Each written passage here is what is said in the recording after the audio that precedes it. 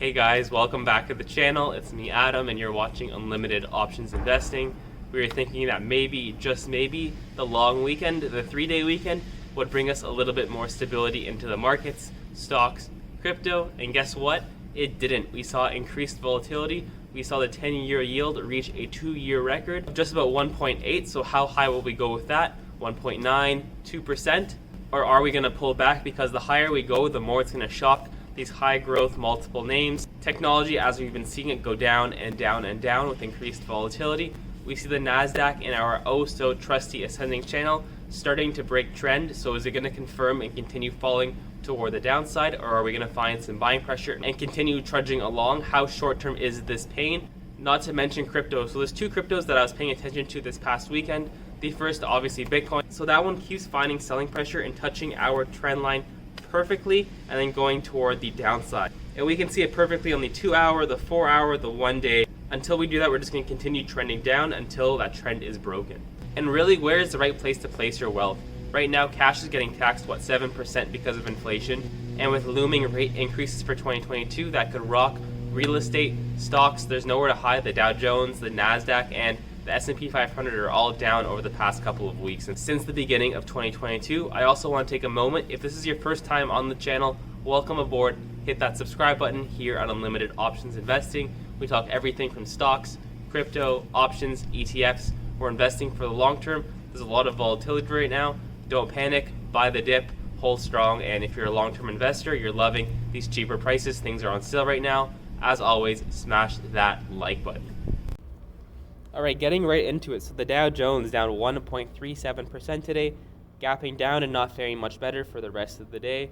The S&P 500 down 1.58%, gapping down, falling as the day went. We're seeing a little bit of a recovery in the last hour or so, and the NASDAQ, the QQQ, gapping down, recovering a little bit, and then going even further as the day has been going on. Down 2% on the day, the NASDAQ, the QQQ. And taking a look at the candlestick charts, QQQ, right now below our ascending channel, so we're trying to find buying pressure to recover to get right back into it. Not to mention, we're also having a cross of the 20 and the 50 EMA, which happened around last Friday. And if we scroll back to recent history, to just back in October, just a few months ago in October when we were having weakness, the crossing of both moving averages were also happening when we were bottoming in the short term, scrolling back even further. We were just about to cross in May, but we didn't, but we also bottomed. Scrolling back even further, back in March of 2021, we just crossed, maybe we didn't, but around that time we also were finding a bottom in the short term. And all those times I remember were very painful, just like this time. So right now that we're getting a crossing, are we finding a potential bottom? Let me know in the comments below. Do you think we're going to continue falling out of our ascending channel, or we're going to find buying pressure, get right back into it? When we take a look at the S&P 500, this one's stuck in the middle of no man's land. We're still in our ascending channel. Again, around those lows that we reached about a week ago, we're below the 20 and the 50 EMA, even though they haven't crossed yet. This one looking a lot more healthy than the NASDAQ, which has gotten hit really hard lately, as well as the Dow Jones. This one falling over the last few sessions, right back into the channel that it was trading for a lot of 2021. And a lot of this pain that we're seeing is because of the 10-year yield today gapping from last Friday, where we were at about 1.75, today gapping up about 10 basis points to 10.85. How high does this go? To 1.9, 2%? Let me know in the comments below. How high do you think the 10-year Treasury note yield is going to go in the short term?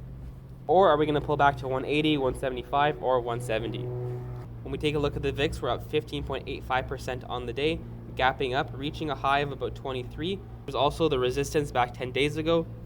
And we know with the VIX, we get very acute spikes of fear, and then we calm down and come right back down. Was this the peak? Did we reach the high today, or are we going to continue freaking out as the week goes on? I mentioned we also have earnings coming up for the rest of the week. We have the first big tech company, Netflix, reporting on Thursday.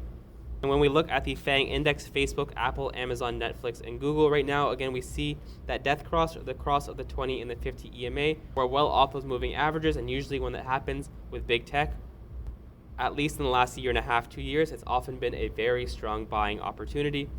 We're still in an uptrend, no cause for concern yet. In my opinion, they're just buy the dip opportunities for the very long term. Buy, accumulate, and hold, hold, hold. That, in my experience, when you're holding high-quality companies, has been the best route to go. You also never know when you get a bear market for the next 5, 10, or 15 years. You never know when that's coming either.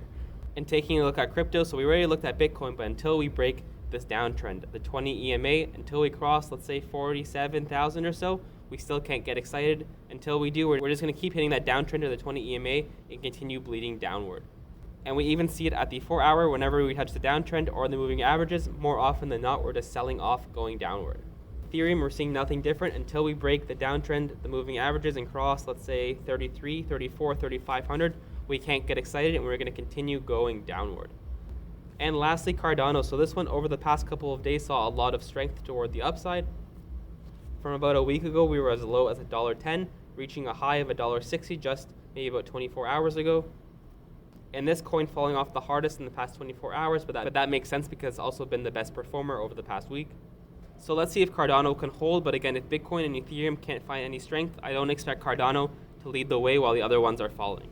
Looking at the fear and greed index, we're not even fearful yet. Despite how much volatility we've had over the past couple of weeks since the beginning of 2022, we're still neutral in the fear and greed index. All right, and that is the end of my video. Let me know in the comments below, are we going to recover, or are we going to continue bleeding slowly? Or our portfolio is going to continue bleeding money? Let me know in the comments below. And if you're new to the channel, hit that subscribe button. As always, smash that like button. I'll see you in tomorrow's video.